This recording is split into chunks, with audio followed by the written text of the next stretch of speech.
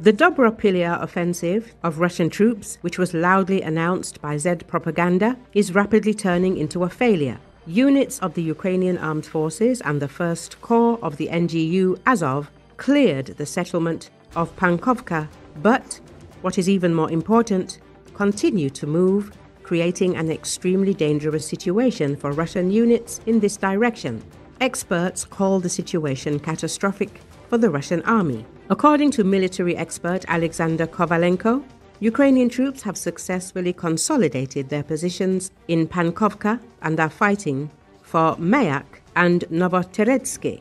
These actions could lead to cutting off the so-called appendix, the narrow line of advance of Russian troops towards Dobropollia. If the Ukrainian army cuts through this salient, units of 5 Russian brigades that are part of the 51st Army will be surrounded.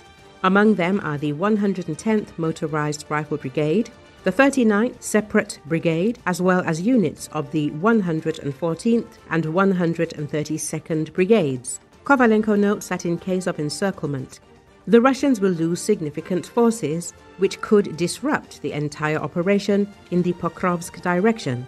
Even now, the Ukrainian counter-offensive is eating up the enemy's initiative, and the occupiers' actions themselves look like a senseless throwing of people into a meat grinder. According to the expert, the Russian command is not making active attempts to strengthen this area, concentrating on other directions. This makes the likelihood of local encirclement even higher. The situation near Dobropollia is becoming a turning point, where the Russians try to demonstrate success. The Ukrainian armed forces are creating a real threat of encirclement and catastrophic losses for them. Recall, Russia's offensive around Pokrovsk has finally collapsed into disorganized, scattered assaults, exposing the total breakdown of its campaign.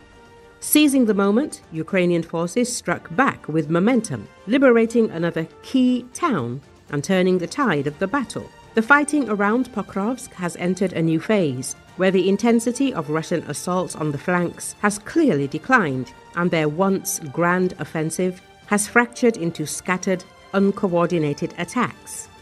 What remains is little more than small groups probing Ukrainian defenses, seemingly just to avoid a complete halt that would openly expose the failure of the Russian campaign. On the western flank, near Udachne, Russian efforts have been reduced to chaotic infiltration attempts without any combined arms support. On the eastern flank, near Mirnorad, the story is much the same, with piecemeal assaults ending in abandonment of vehicles and panicked retreats under Ukrainian fire. The larger picture is unmistakable, as the Russian encirclement attempts around Pokrovsk have fallen apart. Ukraine has seized the opportunity to strike back, and near Udachne, the lack of Russian coordination was turned against them. Ukrainian forces launched a deliberate push, clearing the settlement and raising the national flag over its center. What had been temporarily filled with scattered Russian infiltrators was retaken swiftly, with videos showing Ukrainian units inside the village. Overall, Russia committed significant resources and manpower to the Pokrovsk axis, throwing battalion after battalion against Ukrainian defenses. Yet, every thrust on the western, eastern and northern flanks has collapsed, leaving nothing but wrecked vehicles and soaring casualty lists. To distract from this, commanders have resorted to sewer infiltrations and other theatrics that fail to alter the battlefield balance.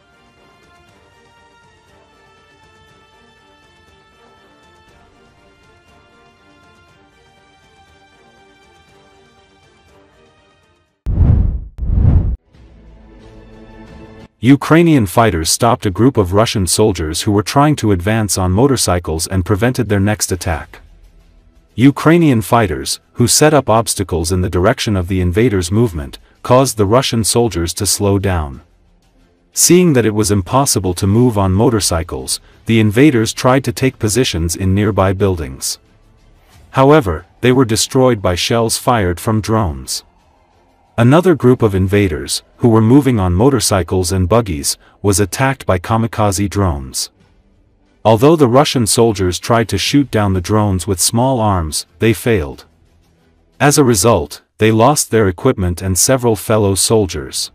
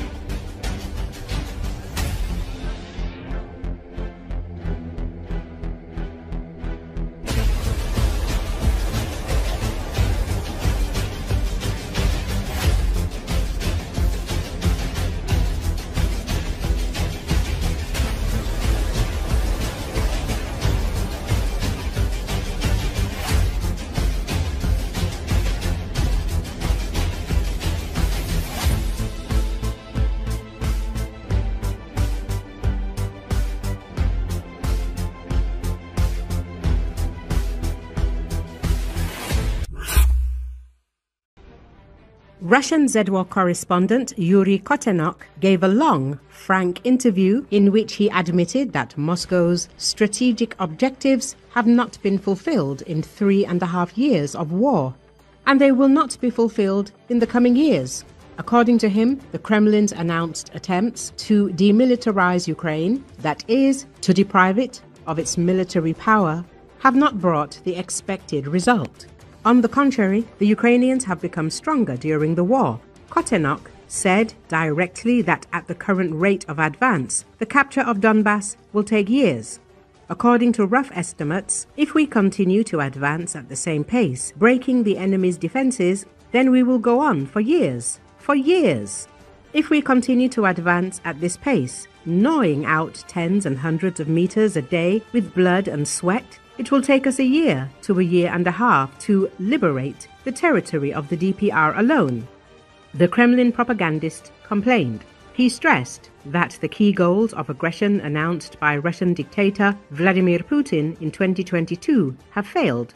The key goals, in my opinion, of the SVO are the demilitarization of Ukraine and the denazification.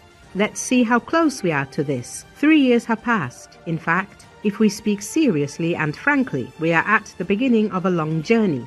Despite the fact that so much blood has been shed, what losses, what destruction, said Kotenok. He also noted a serious technological lag in the unmanned sector. Ukraine is already in NATO. It is a NATO testing ground. We still have a problem. The enemy outnumbers us in drones.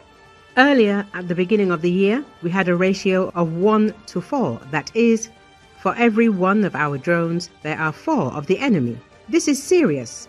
Consolidated Europe is actually working for Ukraine. There is a problem. And this is a drone war.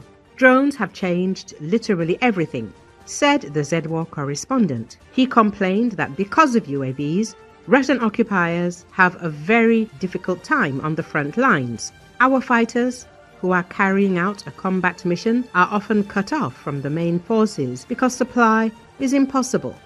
The supply route is 10 kilometers and the entire territory is controlled by enemy drones. They go 3 to 5 days without water and food. The ammunition is fired very carefully because it is already the end, Kotenok said. The propagandist admitted in an interview that he was born and raised in Lviv.